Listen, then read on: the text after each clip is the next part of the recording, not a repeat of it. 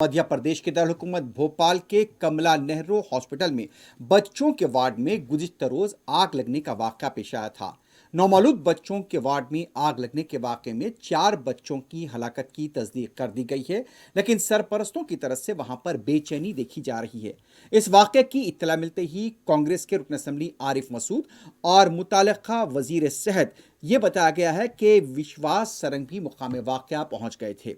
और दोनों कायदीन की तरफ से कहा गया कि इमदादी सरगर्मियां अंजाम दी जा रही हैं, लेकिन वहां पर सरपरस्तों और दूसरे मुकामी अफराद की बड़ी तादाद भी जमा देखी गई। और जैसा कि बताया गया है कि मध्य प्रदेश हुकूमत की तरफ से मरने वालों के पसमानदगान में फीकस 4 लाख रुपए के मुआवजे का भी ऐलान कर दिया गया है, लेकिन वहां पर जो बच्चों के रिश्तेदार थे, अफराद खानदान थे, वो काफ़ी बरहम देखे गए और उनका यही कहना था कि उन्हें सही मालूमात नहीं दी जा रही हैं। आरिफ मसूद जो कि कांग्रेस के रुकन असम्बली है, उनका कहना था कि दूसरे बच्चों को जो कि दूसरे वार्ड्स में भी थे उन्हें महफूज मकामात पर मुंतकिल किया गया है, जबकि मुताल्लिक़ा वज़ीर सेहत विश्वास सरंग ने भी ये कहा कि हमने पूरे बच्चों को जो कि दूसरे वार्ड्स में थे महफूज मकामात पर मुंतकिल कर दिया है और अब यहाँ पर कोई भी मुतासिर नहीं है। लेकिन फ़िलहाल ये बताया जा रहा है कि वहाँ पर जिस तरह का खौफ का माहौल देखा गया है, अभी तक आग लगने की वजह का पता नहीं चल पाया है। इतने बड़े हॉस्पिटल में बच्चों के वार्ड में जो आग लगी है उसको लेकर